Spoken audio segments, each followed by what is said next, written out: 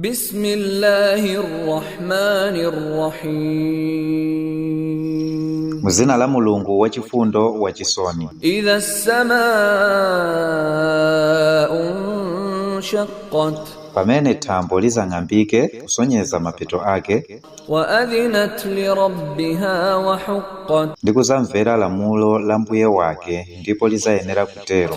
Wa idha al-ardu muddat. Ndiponso pamene nthaka izatambasulidwe pogumula mapiri ake ndi kuchosa zitunda zake. Wa alqat ma fiha wa takhallat. Ndikutaya zomwe zidali mkati mwake ndi kukhala yopanda kanthu.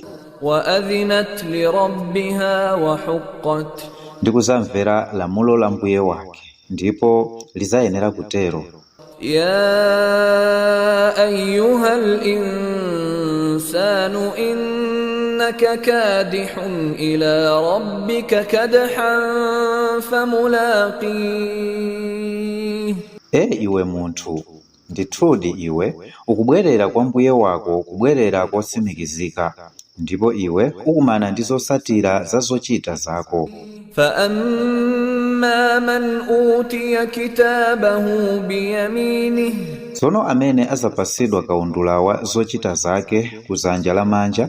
فسوف يحاسب حسابا يسيرا. Basi iye azawerengeredwa kuwerengeredwa kopepuka. وينقلب إلى أهله مسرورا. Ndipo azabwerera kwa anthu ake ali okondwa. Wa amma man utiya kitabahu wara'a dhahrihi. Koma yemwe azapasidwe kaundula wa zochita zake chakumanzere kuzera kumbuyo kwa msana wake chifukwa chomunyoza. Fasawfa yad'u thubura. Basi iye azayitana imfa. Wa yasla sa'ira. Ndipo azalowa ku moto oyaka. Innahu kana fi ahlihi masrura. Kamba kuti iye adali okondwa pamodzi ndi anthu ake osaganizira za mathero ake. Innahu dhanna an lan yahur. Ndithudi amaganiza kuti sazabwerera kwa Allah ndiponso sazawerengeseredwa. Bala inna rabbahu kana bihi basira. Chifukwa ninji asabwerere, mbuye wake adali kumuona. Fala uqsimu bishafaq. Ndikulumbirira kufira kwa dzuwa pamene likulowa. Wallayli wama wasaq.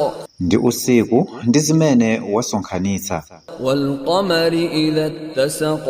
Ndi mwezi ukakwanira dangalira lake. Latarkabunna tabaqan an tabaq. Ndithudi muzachoka apa kunka apa pa umoyo uno mpaka umene uli mkuza. Fama lahum la yu'minun. Kodi nchiyani chikuletsa iwo kukhulupirira? Wa idha quri'a alayhimul qur'anu la yasjudun.